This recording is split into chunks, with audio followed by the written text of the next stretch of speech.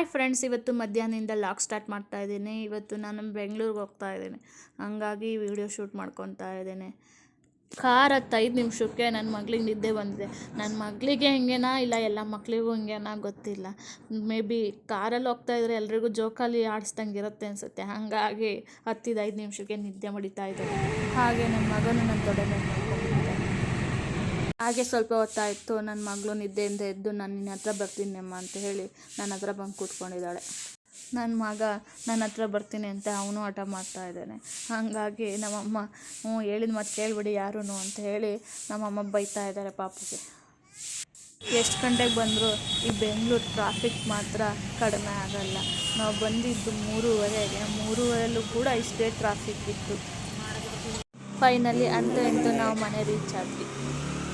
ಬಂದ ತಕ್ಷಣ ನನಗೂ ನನ್ನ ಮಗನಿಗೂ ಆರತಿ ಮಾಡ್ತಿದ್ದಾರೆ ನಮ್ಮಮ್ಮನ ಜೊತೆ ನನ್ನ ಮಗಳು. ನಾನು ಆರತಿ ಮಾಡ್ತೀನಿ ಅಂತ ಹೇಳಿ ಅವನು ಕೂಡ ಆರತಿ ಬಿದ್ದೋಗ್ಬಿಡ್ತದಲ್ವ ಬಂಗಾರೆ.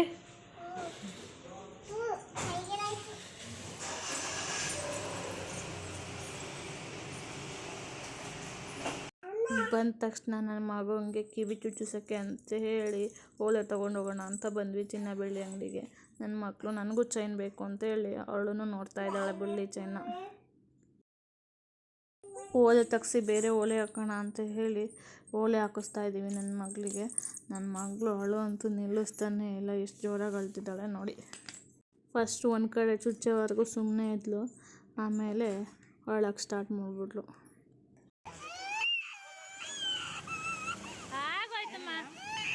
ಆಮೇಲೆ ಮಾಡ್ತೀನಿ ಅಂತ ಹೇಳಪ್ಪು.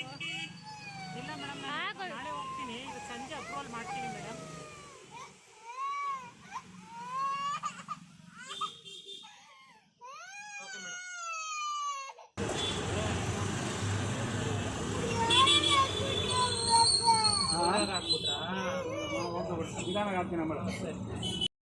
ಓಲೆ ಚುಚ್ಚಿಸ್ಕೊಂಡಾಯ್ತು, ಇವಾಗ ಅವಳಿಗೆ ಸಮಾಧಾನ ಮಾಡಬೇಕಂತ ಹೇಳಿ ನಾವು ಸ್ವೀಟ್ ಅಂಗಡಿಗೆ ಹೋಗಿ ಸ್ವಲ್ಪ ಸ್ವೀಟು, ಡ್ರೈ ಫ್ರೂಟ್ಸ್, ಲಡ್ಡು ಎಲ್ಲ ತಗೊಂಡು ಮನೆಗೆ ಹೊರಟ್ವಿ. ಇಷ್ಟು ನನ್ನ ಮಗಂಗೆ ತೊಗೊಂಡಿರೋ ಐಟಮ್ಮು: ಕಾಲಂಗೆ, ಕಿವಿ ಚುಚ್ಚಿಸೋಕ್ಕೆ, ಮತ್ತು ನಮ್ಮ ಅಮ್ಮಂಗೆ ಒಂದು ರಿಂಗ್ ತೊಗೊಂಡಿದ್ದೀವಿ, ಮತ್ತು ಬೆಳ್ಳಿ ಕಿವಿ ತೋರಿಸಿ, ಕಿವಿ ಮಾತ್ರ ತೋರಿಸಿ. ಎಲ್ಲಿ ನಾನು ನೋಡ್ಕೊತ ತೋರಿಸ್ತು ಇರು ಕತ್ತೆತ್ತು. ನೀನು ಬಾಣತನಕ್ಕೆ ಅಂತ ಹೋಗಿ ಬಂದಮೇಲೆ ನಮ್ಮ ಮನೆ ನಾವು ಕ್ಲೀನ್ ಮಾಡ್ಕೊಂಡಿಲ್ಲ ಅಂತ ಹೇಳಿದ್ರೆ ಸಮಾಧಾನನೇ ಇರಲ್ಲಲ್ವ. ಹಾಗಾಗಿ ಒಂದು ಕಡೆಯಿಂದ ನಮ್ಮ ಮನೆಯವ್ರು ಕ್ಲೀನ್ ಮಾಡ್ಕೊಂಬರ್ತಿದ್ದಾರೆ, ಇನ್ನೊಂದು ಕಡೆಯಿಂದ ನಾನು ಕ್ಲೀನ್ ಮಾಡ್ಕೊಂಬರ್ತಾ ಇದ್ದೇನೆ. ಕ್ಲೀನ್ ಮಾಡೋಕ್ಕಿಂತ ಮುಂಚೆ ಈ ಥರ ಇತ್ತು ಮನೆ, ಕ್ಲೀನ್ ಮಾಡಿದ್ಮೇಲೆ ಯಾವ ಥರ ಇರುತ್ತೆ ಅಂತ ಹೇಳಿ ಆಮೇಲೆ ನೋಡಿ.